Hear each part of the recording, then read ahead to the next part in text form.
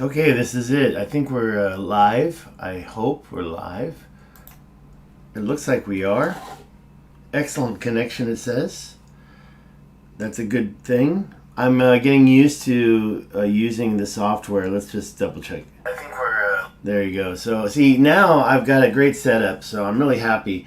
Now, this is a presentation about basically whether or not Jesus was born on December 25th. And I have a lot of questions that we can ask our audience. I'm actually able to see the live stream right now, and I'm going to say something in the live stream. I don't have any viewers yet, but that's okay. I'm still safe. I'll say hello when a viewer pops in. Yeah, this is good. I got it all set up. You know what you need? You need two computers. Two computers, and then you can do all this stuff. Yeah. Okay, yeah, so this is nice. I'll be doing this from now on, I think. It's important to have two computers. And now that you can live stream through one, let's go to the next slide. There's me. This is how to contact me. Do you use Line? I have a Line ID. I've lost weight. That's me in 2005. I'm not seeing the change on the slide. There we go. Okay, so anyways, going on. This is an important image for me. I think it's a beautiful image. If you don't know what it's about, you better look it up. The seven ancient wonders of the world are here. And what do you see? The Great Pyramid of Giza. This is not what this presentation is about, but I thought I would put these up just because. And here we have the modern seven wonders, but I have to say that Chichen Itza, Mexico is not the modern wonder at all. In fact, it's quite inferior stonework compared to the pyramid. The pyramid is quite inferior too when the casing stones came off, in my opinion. But because of the change to the modern, it's not fair to take because the previous seven, the Great Pyramid of Giza is the only one still standing that we know about. The rest are done. So those seven wonders of the ancient world are just one wonder now. And then we've got this list, and we have the Giza Pyramid nowhere on it. I don't think so. Of course, I have been to none of these other ones. I've been to none of them.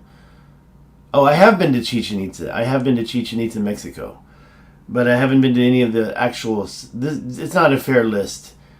But Christ the Redeemer is on the top right in Brazil. And I guess it's in Brasilia. I thought it was in Rio de Janeiro. It's in Brasilia. And why it's a wonder of the world, I'm not sure about that. The word pagan comes up a lot in this presentation. And one big question I asked my viewers is whether or not they think that the Atlantis story is true or not.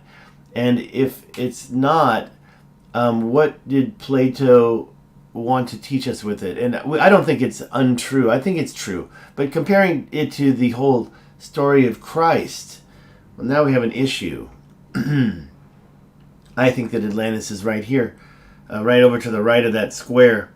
And I think that the technology nowadays can show that when we call Atlantis an island, back then the deliberation about the continents back in those days was possible, that they were able to divide so-called continents by rivers. And we had the Taman Reset River coming out right there next to the richat structure. So I always wonder if Plato's city was right there. But Plato's story is much older than Jesus' story. Plato's story has been around a lot longer, and the story of Atlantis started a lot longer, right? Even Randall Carlson says that the richat structure looks like it's had extreme floods, and I agree. So when it comes to these types of questions, I think that, by the way, Atlantis was hit by a direct bullseye right there. I think that it was in Mauritania. I think that if you look at what Plato wrote, it was. But I'm moving forward. I did like this video with Graham Hancock talking about how Plato's book coincides with the 9,000 years BC that is on the actual timeline of this cataclysm. Now I should have put the... and by the way, I painted this myself. Thank you very much. All right. Georgia Redmud, how are you? Yeah, we're going to talk about Jesus in a second. There's the foot of Jesus right there. Oh, that's from Uncharted X. I stole that. But I painted this, and this is the great tail, the comet tail sweeping over the land. Just a reminder about what caused these cataclysms. Okay, so this is the religious identification chart for the USA. As you notice, if you combine Catholic with Christian, you get about 70% Christ-related religions. And of course, Mormon believed in Christ, and Jewish, what I now understand after all these years is that their Bible is the first Old Testament, but now the story of Christ is the New Testament, and that doesn't really coincide with the Jewish thing, but at the same time, I don't know. So there's a lot of stuff I don't know. Non-religious, I'm in Taiwan, and only 4% of the population are Christian. 4%. And by the way, I did this live in a class last night, and it was a student. I said, how many Christians are there? What percentage of the population in Taiwan is Christian? He said 3.9%. I'm like, WTF, how did you guess that exact number? You must have Googled it. Who is this? Is it Noah? No. That's Moses splitting the Red Sea apart, right? But it is part of the Old Testament. So this is part of the Jewish story. And if you follow, it makes kind of perfect sense that it would. But what about the story of Jesus? I mean, the Genesis and the story of Moses, the Old Testament, was originated before Jesus, right? It was around, according to what I've seen, about 600 BC. About here. This says 400 BC, but okay, whatever. Contradicting. Anyways, a few hundred years before the 0 point.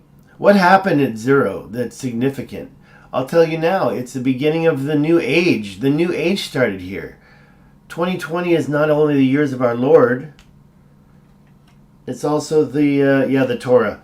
I'm looking at your comments, Georgia Red, but I'm not going to type because I lose the comments in the video. I can't see them later on. It's kind of ridiculous.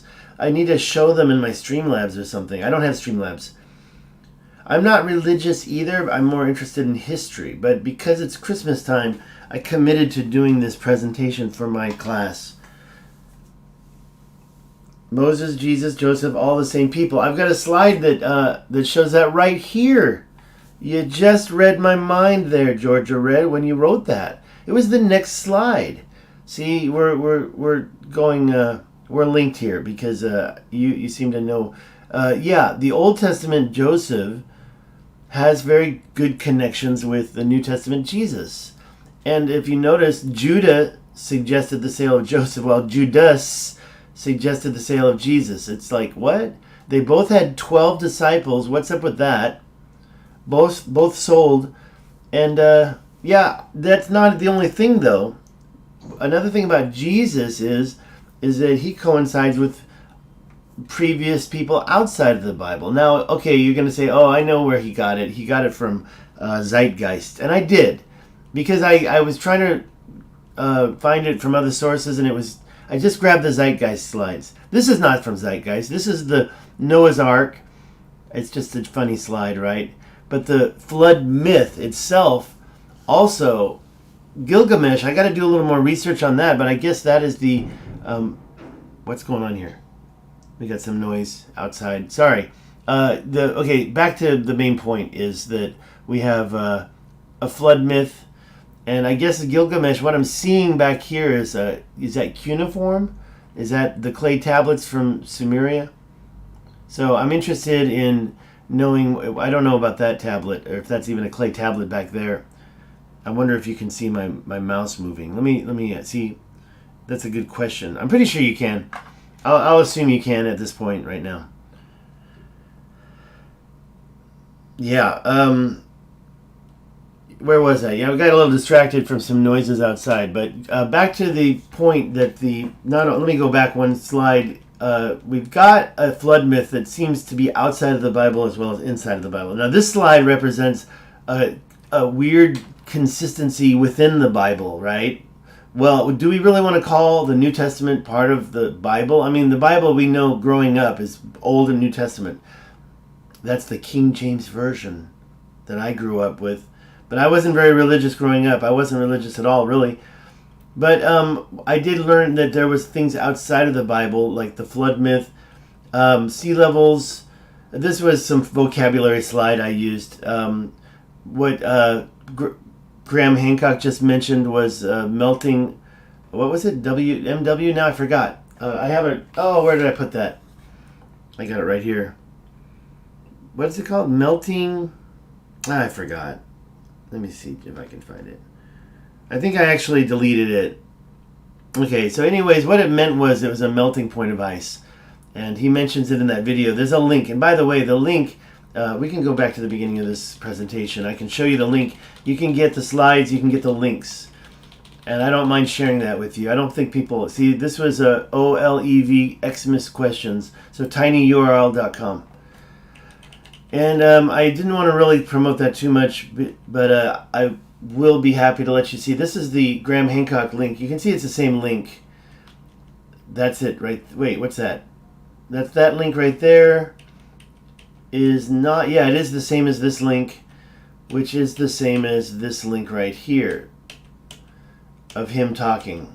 Okay, well, anyways... And it was a very good point about Atlantis he was making, and he was calling about the meltwater point, I guess. Meltwater point. Meltwater points 1b is basically about the time of the... I forgot his point on that. Let me focus on my main thing. Meltwater point. See, that was after the Younger Dryas event. So the Younger Dryas, I think, was, like you can see in the graph, about 13,000 years ago. But the meltwater point 1b, that was about 10,000 years ago. So he made a specific point about that and Atlantis. He's trying to claim that that's when maybe Atlantis and Plato correlated, now that I remember it. So it was a Plato date. This meltwater point 1b is the Plato date. But as you can see, it's kind of 11 here. I don't know. It's kind of there must have been something a little sooner. If we're going by the year 13,000 years ago, that's meltwater point 1a. So I don't know. That's where I get a little ignorant. Okay, yeah, so that's, I think that's the same one. That's the same one, yeah. So he made these points, which I was putting for my students. Plato is telling us that a great civilization was destroyed in a global cataclysm of flood 11,600 years ago. 11,600 years ago is a truly cataclysmic episode in geological history. It's called meltwater plus pulse. Oh, I said the wrong word. Meltwater pulse 1b. We have a massive rise in sea level as the ice sheets on North America and North Europe just column. Sorry, that word was wrong. Column. Forget column. If Plato made the whole thing up, he was just astonishingly on the money with the latest geology. Okay, there's Father Christmas. And that's Santa Claus over to the right. So Santa Claus is just a little bitch, I guess. Father Christmas is the main dude. I'm not too sure about Father Christmas at all. I just grabbed this pic at the last minute because I was looking for outfits that didn't look like the traditional Santa, which was created by Coca-Cola in 1931. Coca-Cola admits they did it. I mean, they put it on their website and take credit. They wrote Coca-Cola did not create the legend of Santa Claus, but Coca-Cola advertising did play a big role in shaping the jolly character we know today. Before 1931, there were many different depictions of Santa Claus around the world, including a tall, gaunt man, an elf, and there was even a scary Claus. They talk more here. I'm just going to flash it. In 1931, this guy was hired, Haddon Sundblom, to paint Santa for Christmas ads. And he drew inspiration from an 1822 poem, which we all know called "'Twas the Night Before Christmas." Okay, there's a pic from before that. I don't know what year that was. Okay, it says here 1868. Interesting. No, I don't think that's the year. I think this was 1920. But you notice Santa's got a green hat, and white pants. And here Santa's got a blue coat, and he's carrying harvest wheat. So it represents the harvest, right? A little bit. And there we got like King Santa. He was a saint, Saint Nick, right? And this is what he probably looked like. I'm going to go back to see if there's... Oh, there we are. Yeah, I wasn't forced to be in church. Well, I did go to a Unitarian church. So I was a Unitarian, which I think falls under Christian. I don't know anymore. So this is like a computer-generated Santa based on genes and whatnot. And here's his skull. If you want to know what St. Nicholas would have looked like, I mean, this picture to the left kind of made him a Santa. This one kind of gives him a darker skin. But we can see his skull right there as the stnicholascenter.org published. So if you want to see Santa's skull, it's possible. And you can see his sarcophagus as well. That's in Myra, Turkey. Back to Jesus Christ, the anointed. That's what Christ means. There weren't very many places where he was... go to the Zeitgeist movie and watch it. There's a link in this description. This is from the Zeitgeist movie. Born of a Virgin, December 25th. Why December 25th? That's the big question. That's what this whole thing was about. The star in the east, 12 disciples performed miracles, dead for 3 days, resurrected. Well, 15 centuries before Christianity, there's the two links. I would hate for you to have to type that in, but you can always go and get those links. Probably you can look them up. I think or you can just watch Zeitgeist 1. It's the beginning. It's like 18 minutes long. Horus apparently was born on December 25th. I did not know that. Born of a virgin. I did not know that. See, I would have to do a little more research to confirm this, but I mean, I'm trusting all, not just this Zeitgeist video, but the next video. I'm trusting all these scientists and the publication. 3,000 years before Christ. Not just Horus, but Attis, born of a virgin, born on December 25th. Crucified. And that was in Greece, 1200. Resurrected. Now, but here, Horus was not crucified. He was, I think, if I'm not mistaken, I thought Horus resurrected, but I could be wrong. I don't know. Krishna, born of a virgin, resurrected. 900 BC. India. Greece, 500 BC. Dionysus. I don't know how to say it. Born of a virgin. Born on December 25th. Resurrected. The Alpha and the Omega. King of Kings. Mithra. 1200 BC. Persia. Born a virgin. December 25th.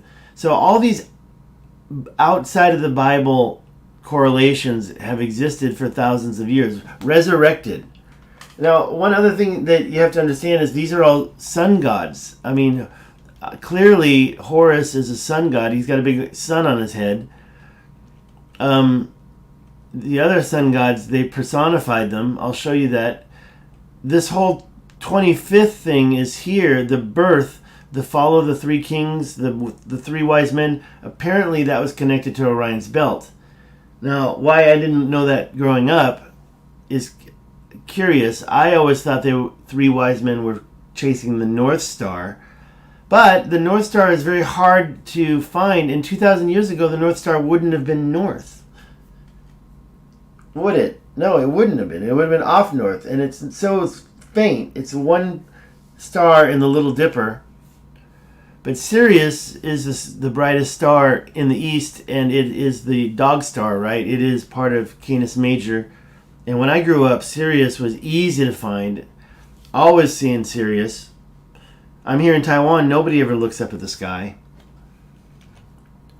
And the whole idea of the Virgin was that this is the I forgot how. Well, watch the video as far as this goes, but apparently there's a connection. But as far as the 25th goes, it's the new birth of the... See, these slides are out of order, clearly, right? I need to move this slide in front of that one, and I need to move this slide in front of this one, because the death is the 21st. Where's the... I thought I had the 21st written down here. So let me go over these again. So this is the death, and it occurs really starting on the 21st because that's the solstice, right? The December 21st is the winter solstice. And when the sun goes down, it goes down by the cross, and on these 3 days it gets lower and lower, and it looks like it's dying. It looks like it's dying. Apparently the angle of approach is a little bit low. Bethlehem is in the sky, not the earth. Yeah, well, that was the thing about the constellation. So these last 3 days, the sun is low, and then it looks like it dies. See, what I should do is it dies on the cross. So there you go. It's a Southern Cross. Now, I tried to correlate these with stellarium, and I didn't get very far. But according to what I understand, this is the myth. This is the mythology. It's been around for 3,000 years. And then it's reborn again on the 25th. So that's why Christ is the sun god, rebirth. This is the first day that the sun goes around the whole year. This is the first day of the growth, and it's the last day of the shortest year. The shortest year was the 21st or the 22nd. See, sometimes it changes. And when you go back in stellarium, it way changes. So that's a whole different story. I don't even know how to calculate that. Virgo, yeah, because she was the harvest and the bread. Bethlehem means house of bread, right? Or the harvest. So apparently, born in Bethlehem, born from the harvest. That's all myth now. So now I'm not even sure if Christ really existed at all. I mean, I already had all this information, but going through it all, it seems like they took a pagan sun god and they turned it into a Jewish man, as these guys said. 12 disciples, 12 constellations. We see that throughout the Bible, and we see that outside of the Bible. The constellations and the sun in the middle. And we're talking about the great year. And we're talking about the cross comes from this. This was a pagan notation, apparently. The supposed birth is also when the age of Pisces started. That's convenient because it makes it easy to count. When are we going to enter the age of Aquarius? It seems like stellarium is showing a long time from now. I thought it was 2150, but turns out stellarium says it's like the year 3000. So maybe I've got my numbers wrong. Anyways, yeah, I kind of gave up on that because I feel like it doesn't matter for me personally. Right now we're in the middle of Pisces, though, right? The fish. That's why Christ has the fish sign. Okay, moving on. There was a quote in the Bible when they asked him, how will we know, what was the question they asked Jesus? And he said, well, after he's gone, you just go and meet a man bearing a pitcher of water. Well, that's talking about Aquarius. Because Aquarius is the next one. The age of Aquarius is coming soon. Right now, we're still in Pisces. We know this, right? But if Pisces started in, if you go back, and even in stellarium shows this, it's in 1 AD or 0 or whatever. If some of these stars have a 0, some of them don't. So it's kind of weird. This is the next video that kind of summed everything up for my presentation. And the similarities between the story of Jesus and the ancient pagan histories, like we said with Horus and all those other gods. And there's the link. This is actually from the previous video. The Christian religion is a parody of the worship of the sun, in which they put a man called Christ in the place of the sun and pay him the adoration originally paid to the sun. And this is Thomas Paine back in the probably 1700s. So it seems like it's not a new information. And who took the Bible and created this myth of Jesus that really lived? And that would definitely be covered in this. And these guys and this lady, this video is from the Caesar's Messiah channel. It's only 3 minutes, but you can watch the full video. It's like an hour long, and it goes in deep, and it goes with all these historians talking about the Flavians. After Julius Caesar, I guess, was this guy Tiberius, and part of the Caesarian family, but eventually, whoa, what happened just now? I don't want to lose it. I was moving into something else. The Flavians apparently were responsible for getting the story of Jesus into the Bible. Check out that video for yourself. I'm not going to get into it here, But the point is that I guess we've been worshiping a pagan sun god the whole time. So the rest of these slides we're covering, and I think something got mixed up. This was Randall Carlson's Sacred Geometry. This was something I found at CPAC Alan Green trailer channel, or I guess it's barcode, and then the video is called CPAC Alan Green trailer. And it was just a connection between the foot and the meter. I don't really trust this very much. I think the meter was created in the last 500 years, right? Maybe a little bit longer, but the meter, I definitely don't think you can integrate it into the Great Pyramid at all. I could be wrong about that. You can measure it by a meter, of course, but I think that we've got other measurements. I'm curious about this, so I put it in here for something else. I do trust Randall Carlson the most. I don't recall him going with meters much. Feet, maybe I'm wrong. Maybe he did go with meters. But he also mentioned how there were two perimeters with the pyramid. It's kind of an interesting thing. This is for Menkaure. That's not for the Great Pyramid. Also, these books and these ancient civilizations, almost 30,000 years ago. This is an interesting slide. You know, my mom loves Bigfoot. And where are we? Sasquatch. That's North America, right? I think that it's an interesting little map, so I threw it in here just for fun. Apparently we had all these Bigfoots. In Australia, it's called the Yowie. We call it a Yowie in the yard. This earthworks, this one was in Ohio. It actually has measurements that correlate with the pyramids. This is also from Randall Carlson. Just the fact that it was in this neighborhood in Ohio, and it was so many thousand years old as the pyramid, right? It's kind of just a support for my ancient civilizations. All right, well, that's it. I'm not going to go back through those. I'm going to instead slide up. I think that I lost a slide with the Flavians. I thought I had a bunch of other slides with those guys, but I guess I grabbed the wrong slides. So that's it. Christmas questions have been asked. These were pictures of St. Nicholas on the left and the right.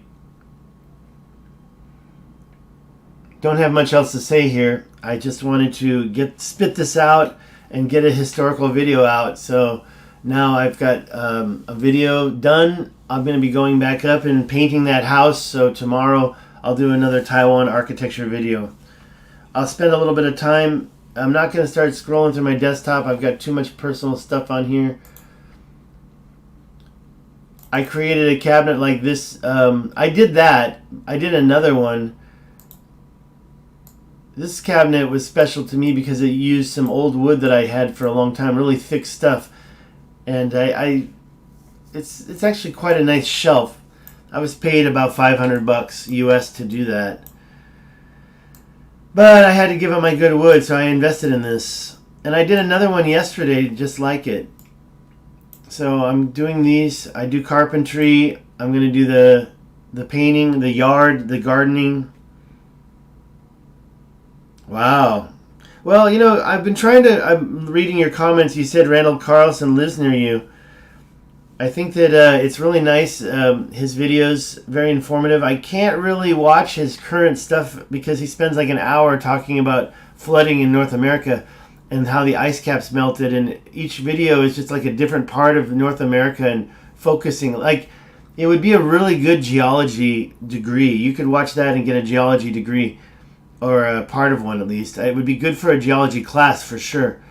And how this is new knowledge. A lot of people don't understand how the ice caps melted and flooded and created what we now know as maybe Noah's flood or the flood myth.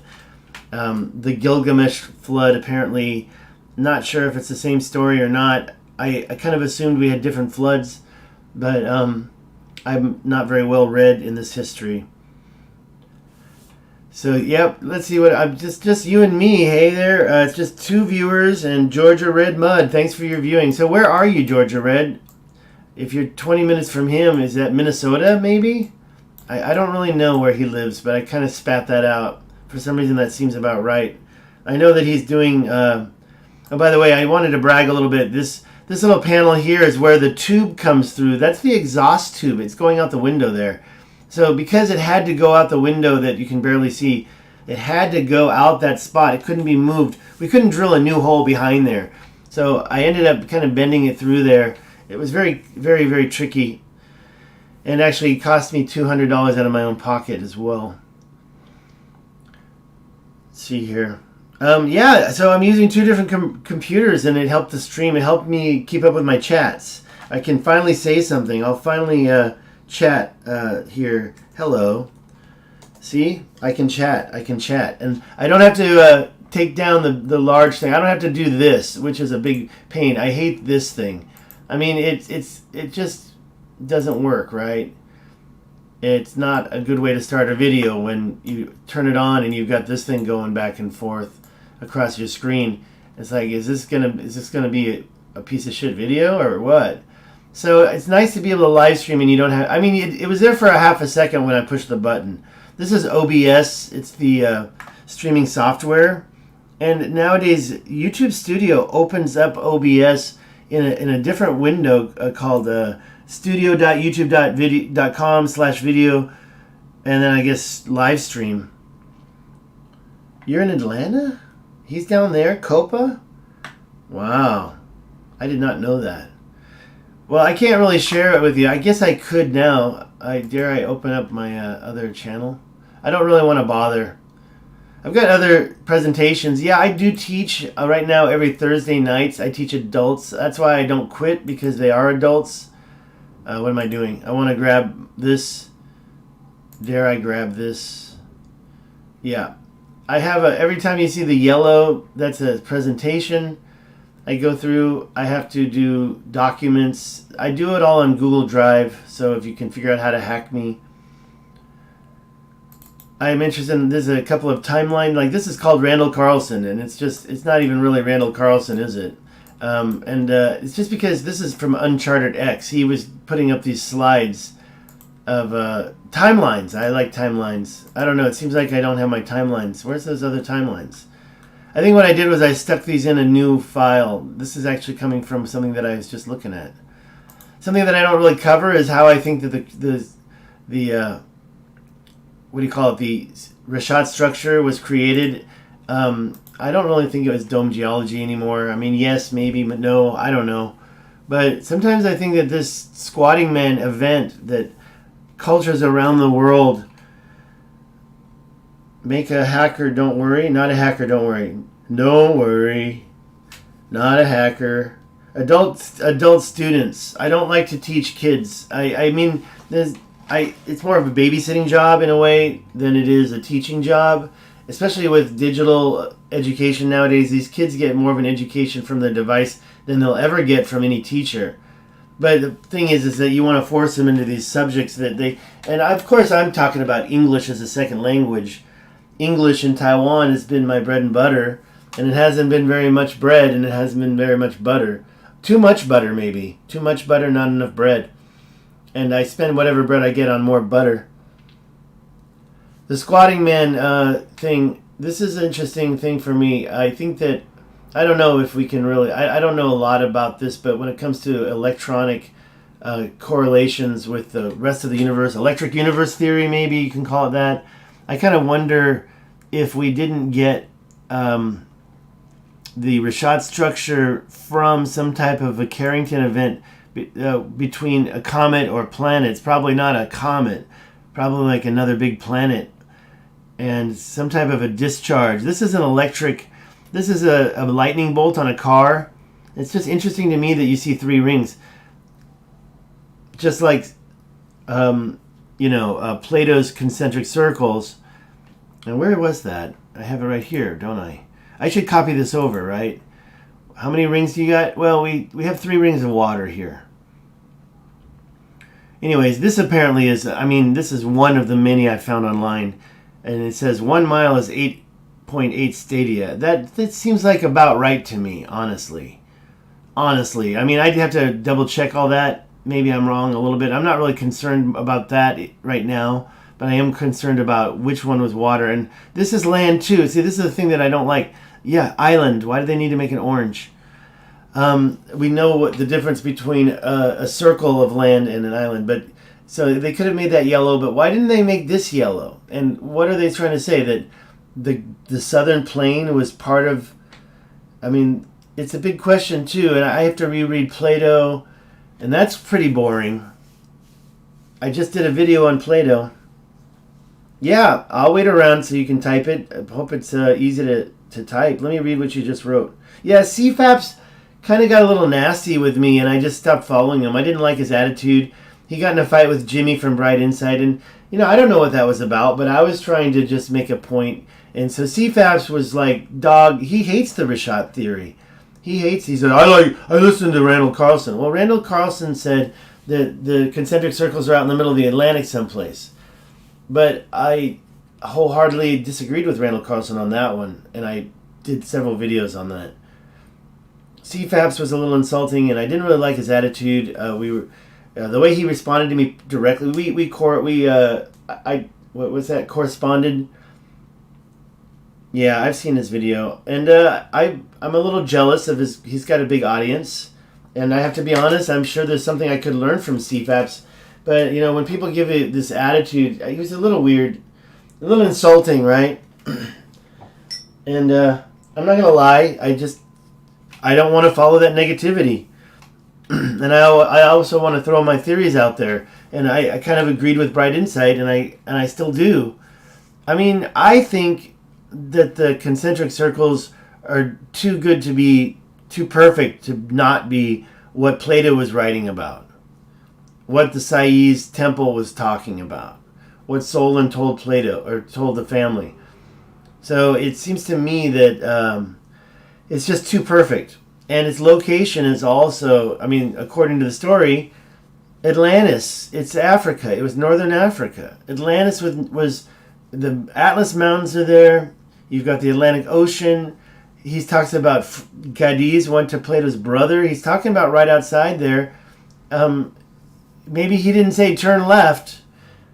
And when I came to this right here, this is something that I haven't talked about, but the deliberation about continents from the division of rivers. I mean, here we see that Africa was divided, the Nile, and divided so-called... What do you call this over here? The Middle East or Asia. It was divided by the... Sorry, I had a cough. Try to clip that out later on in about 100 years. The Nile really divided Africa from Asia. And then the Tanaic River divided so-called Europe or whatever. I don't know what the Timaeus, I don't know about that one, but I do know about the Nile. But these different continents were separated by rivers. So back then, when you mention a different continent, and they didn't call it a continent, they called it an island. They described them as islands. So I don't know if this is true right here. I have to kind of follow that up, but I trust the person that wrote that. So like another historian, by the way, his name is, I'm pretty sure it's Chris Tolworthy. I might be wrong about that, but I'm pretty sure it's Chris Tolworthy's video. Okay, so I'm going to read what you wrote because you said you had a theory. To be honest, regarding hacking, I recently looked in my spam folder and saw one of my passwords in the subject heading. Luckily, it wasn't any major password, but it was a password I used for years. And so I assumed somebody hacked in and downloaded a list of emails and passwords. And they said that they caught me on my webcam doing something, pleasuring myself while watching a porn. And I knew that wasn't true because I don't ever keep the webcam on me while I'm pleasuring myself looking at anything. No, I'm just kidding. But the point is that I knew it wasn't true and I ignored it. But I'm pretty sure it was it was a scam, but they really did have my password. It was kind of scary. And there was 2 or 3 in the spam folder, and they're gone. I didn't respond, but I imagine the person that did respond was duped and spent a lot of money trying to avoid getting those what do you call them, the so-called webcam pictures. That, I mean, if you're gonna send me an email and send me my password and tell me that you've got webcam photos of me, why don't you send a screenshot and then I'll believe you. But I don't even care if somebody what are they going to do, release a screenshot of me naked? That's going to be like the most boring news in the world, especially if you want to go and Google nude yoga on YouTube. YouTube has nudity. All right, where are we? So your theory, yes, CFAPs. Okay, so I want to know your theory. I think each planet is a battery charged by the sun. Well, I think that, yeah, there's definitely a discharge. Have you seen the Electric Universe video from 2013 on my channel? I didn't do it, but a accomplice. I almost said accomplice. An acquaintance of mine did do that, and he did the videos, and it taught me a lot about so many things. You know, kind of opened my eyes to this whole alternative mainstream thing. Check 2013, the Electric Universe videos that I did. If you search my videos by popularity, they come up pretty soon. And the guy named Plasma Dave, he talks about discharges from Mars. When the comet Ison came past, there was some type of a disruption with Mars. And there were some photos. Oh, you saw that? Okay. Well, that's good. And yeah, so you're definitely on the whole Electric Universe theory thing. I don't know where I stand with that. I'm just not really that. When I try to look at the materials, but by the way, going back to the Squatting Man, this is definitely coming from the Electric Universe. This is their logo, right? This is their logo. They seem to have this. I don't even know what they're trying to say this is. You know, I forgot everything that I researched on that. Kind of moved away from it. For sure. And so that's what I think maybe the whole richat structure is some type of an electronic discharge, maybe from Nibiru, maybe from Planet X, maybe from a time when, I mean, there must have been like a really close meteor or comet or something that was really big. It discharged. Maybe it was a comet. I don't know. These drawings, I don't know if I'm going to bet my life that they all represent the same logo. You know, this is what they're trying to imply by showing USA, Armenia, Guyana, USA, New Mexico, Arizona. I mean, I think New Mexico, Arizona is just too close to even say that there should even be a difference. Spain, though, that's far away. These two dots on the side, that's the key, right? You got the two dots. So you see this so-called standing man, they call that and is that his penis, I guess? They've got a head on it, and they kind of personify it really quick to be a man. But when you've got the two rings around, that's unique, and that's different. And maybe they think it's an angel of some sort. I don't know where this symbol on the right came from. I understand the symbol on the left a little bit better. So, yeah, and I don't know what this is at the top right either. What country is that from? I don't know. I should look that up. And it doesn't really turn... I mean, this one with the two dots, yes. But the one with the chicken head, no. These other ones, yeah, see, UAE, he's even got some hanging junk. And this guy, the thing's got hanging junk if it's a personified man. If they think it's some type of an angel, and then it creates a ring on the ground like this, I think that's where the so-called richat structure could have come from. I don't really know about dome geology. And the other reason why is because if you look at the picture of the richat structure, I don't know if I have one handy right here. You know, I think that it was hit there. That's what I was going to show you that. But I don't see a picture of the richat. Where is that? This is a whole different presentation. I don't want to get too far into it. But if you look at the richat, it's in the middle of this eye, right? It's the eye of the Sahara. That eye is mountains. And you've got, like, basically this richat structure. This is artist's rendition of it. It's using elements of the actual richat to get its dimensions correct. But it's not really, it's, in my opinion, not really realistic for a couple of reasons. But at the same time, I used it to create this arrow pointing at the what I could think is the comet strike. And I think that if a comet did bullseye it, and it's a dome geology, or it was created by the Carrington event, it's not just a single event anymore. It's proving that that is a major ley line of energy. The first time it hit, it created the eye, 50 miles wide. The second time it hit, hit in the form of a comet, but there's some type of a directional energy that caused it to bullseye right there. If you haven't seen the video I did, the mountains are missing right there. So there's a ring of mountains, but right there, it's just a flatland? I don't think so. If it's dome geology, Randall Carlson called it an anomaly. I think he didn't want to just man up and call it a comet strike or an what do you call it? An asteroid, the residual ring of an asteroid. Oh, my computer just went off right when I was reading that. Get back on. Get back on. What happened? Oh, it really went off? Why would it go off like that? I was messing with it. Okay, I think I can read it now. If the richat structure was a common thing that happens, then we would have more than one. Exactly. I've been saying the same thing. Where are some other examples of dome geology? And by the way, we come up with this term dome geology from one paper that was made in the last 20 years, I believe. So this whole concept of dome geology, I actually believe Plato more when he said that it was dug by man. It was made by man. But I don't think man made a 50-mile wide structure. If they did, that's bigger than the pyramid for sure. But I think it was created by the kings. And I'm on battery, but I'm using the notebook for a separate computer to do the the responding by typing. If you hear me talking, it's through my desktop computer. Yeah, and I'm giving you my presentation from my desktop computer. That's a hard line into my router because I don't want there to be any bad. I'm so tired of bad video.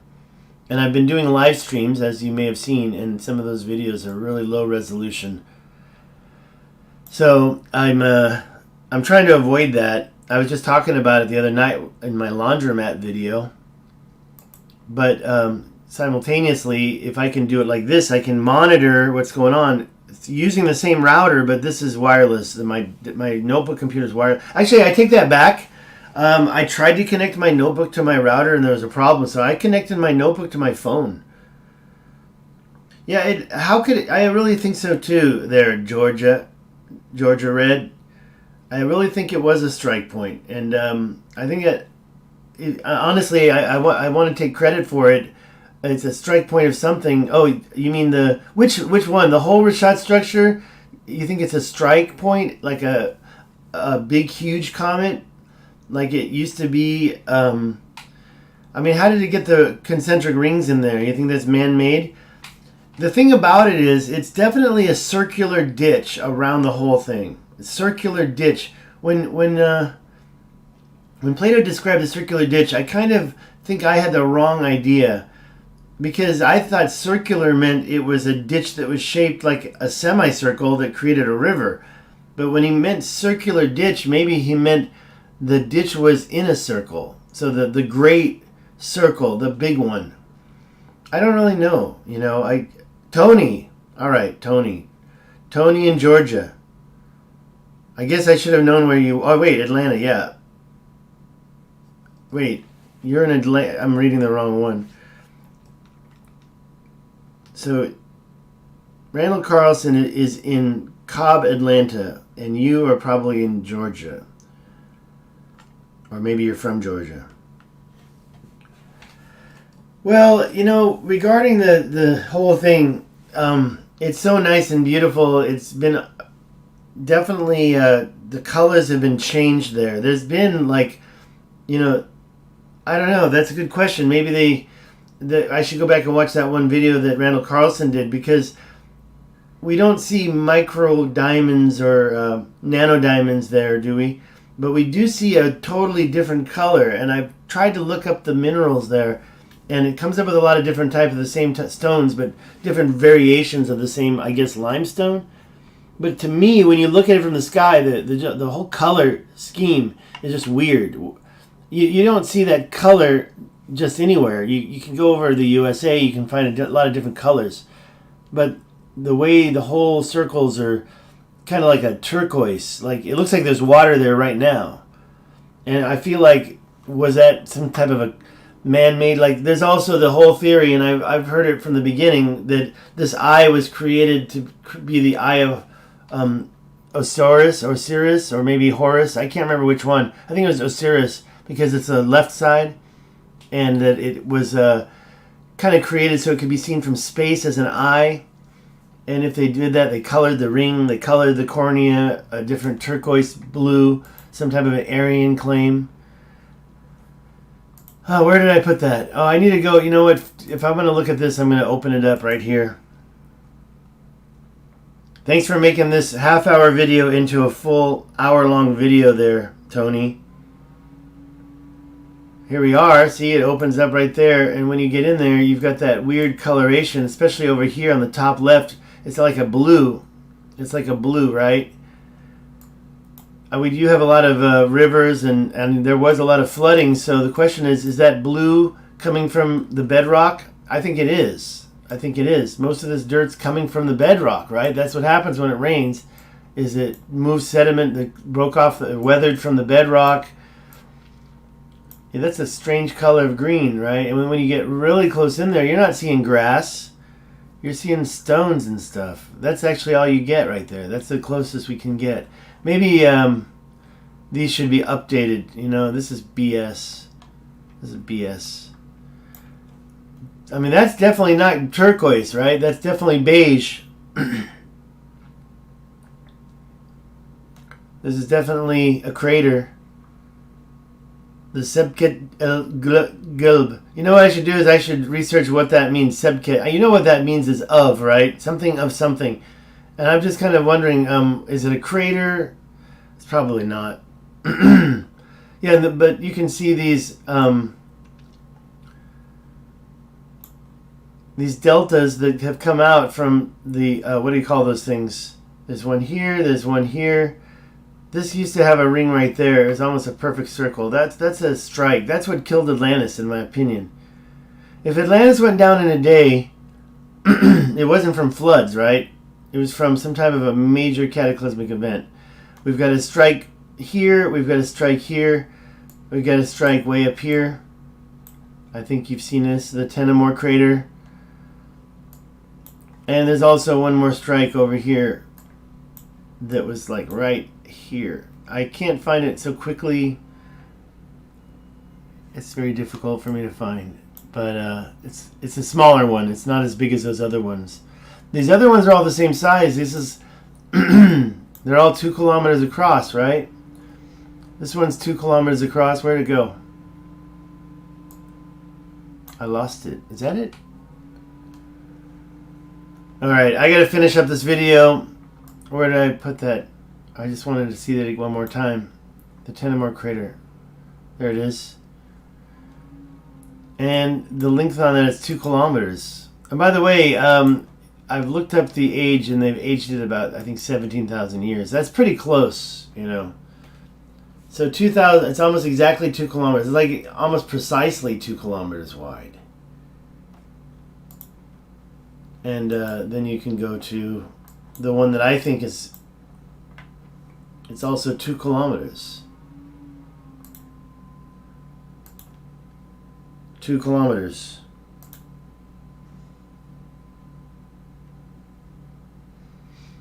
Well, I mean, the craters were definitely pieces hitting. I wonder how the concentric circles were made. I don't see how they could have been made from comet impact because of the rings. So either they were, I mean, this was a crater. Maybe this was a giant crater, and then the kings went in and said, hey, look at this giant crater, and they created the concentric circles in the middle. Poseidon himself, right? That's the legend. This Poseidon himself created the concentric circles. It's a big construction project, that's for sure. And if you had 1 million men, well, I think it would be doable. I think it would be more than doable if you had 1 million men to create that for you. But if you had to do it by yourself, it looks like if you had the outside, it could be a crater. But this isn't really what a crater looks like in the middle. I mean, let's take this thing, for example. This, I believe, is also a crater. But you get more of what I think happened here is flooding caused it to fill up, and I think you can see the ring right there. Flooding caused it to fill up, and then it filled with sediment, and then the sediment dried, and you had this middle part totally collapse like a cake in the oven because there's just not enough sediment to really hold it up, I guess. It just was more or less mud. And the mud collapsed. Other stuff happened to it. But over the years, this outer collapse happened. And so you just kind of had the residual, like the bread that kind of unclung from the side of the... I know that that's a... And by the way, this is 2 kilometers. Oh, that's actually 4 kilometers. Okay, I forgot how big that was. That's 4 kilometers wide. So... It's one more impact. I gotta find it. I always forget where it is. Maybe it's right here? I think it's right there. I don't see it though. It's really small. It's not very big. But the point is that when do these impacts happen? Back when this place was jungle. All right, I got to get off this thing. It was thanks for sticking with me there, Tony, and I am out. We only have one viewer, if that's you. Still, thanks for hanging in there. I don't know what happened to the other viewer. They left. Totally lost that other one. But I didn't want to get into this anyways. This was all about the birthday of Christ. Unfortunately, I hate to say it, it seems like that after all that information, I feel like Christ is a pagan sun god that we are, was not... a real person at all. Maybe was fixed to a real person, but the dying on the cross didn't happen to him. I mean, sure, was a Jew crucified? Maybe. And was his name Jesus? Maybe. But maybe it was a similarity that connected to him. Did he resurrect? That's a different question. I don't think we're going to go into that again on my channel, really. I'm not really into this anti-Christianity sentiment. Too bad I can't find that, right? Where is that sucker? Come on. I know it's around here somewhere. Oh, there it is. Boom! Did it. Got it. There it is. I found it. Meteorite. There you are. So, it's not even half a kilometer wide. It's very, very small. It's very, very small. I got it. I found it. Yay. All right. Moses, Akkad, you think they're all the same person? Yeah, well, you nailed it with that one slide, right? You nailed it with that one slide that I just was about to show, is that there was a lot of connections, wasn't there? This persecuted dude with a beard. All right, I'm out of here. Have a good one. Thank you, and Merry Christmas and Happy Holidays. I hope you had a good Thanksgiving yesterday. I did not have a Thanksgiving meal yesterday. I'm going to start asking for money soon. I need to get home. I need to get back to the States. And by the way, with COVID, it's not easy, but it's also not cheap. It's $2,000 US round trip. Have a good one. I'm out. There we go. Stop streaming. Bye-bye.